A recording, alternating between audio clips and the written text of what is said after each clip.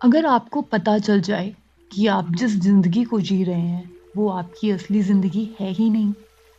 अगर आपको अचानक बताया जाए कि आप राजा के बेटे हैं, आपका हक छीना गया है और अब आप सब कुछ पा सकते हैं, तो आप क्या करेंगे?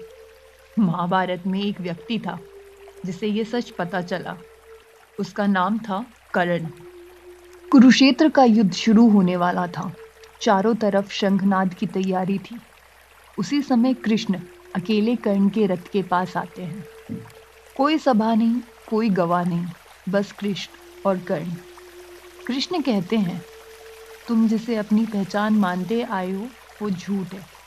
कर्ण चौंक जाता है।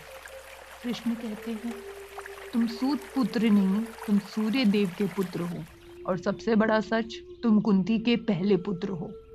तुम पांडवों का हिस्सा हो। एक पल में कर्ण की पूरी जिंदगी हिल जाती है। जिस समाज ने उसे ठुकराया वो उसका अपना था, जिसे वो शत्रु मानता आया वो उसके अपने भाई थे।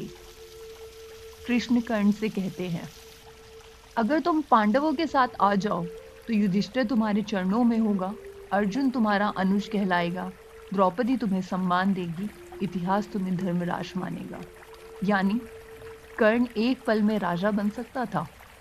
जिस सम्मान के लिए वो जिंदगी भर तरसा, वो सामने ही खड़ा था। उसके बाद कुंती आती है। वो पहली बार अपने बेटे को माँ की नज़र से देखती है। कहती है, बेटा मुझे माफ़ कर दो, डर के कारण मैंने तुम्हें त्याग दिया। करण चुप रहता है और फिर कहता है, माँ, आपने मुझे जन्म दिया लेकिन जीवन नहीं दिया। ये शब्द कुंती के लिए शाप बन जाते हैं। करण जानता था, अगर वो पांडवों के साथ गया तो दुर्योधन टूट जाएगा। दुर्योधन वो पहला इंसान जिसने उसे राजा कहा। कर्ण कहता है, मैं वचन तोड़कर सम्मान नहीं चाहता।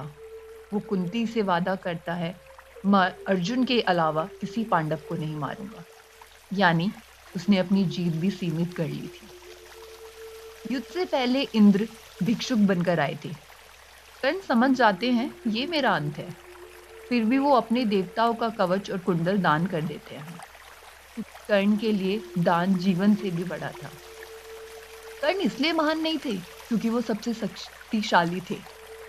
कर्ण महान थे क्योंकि उसने सच जान लिया था, फिर भी रास्ता नहीं बदला।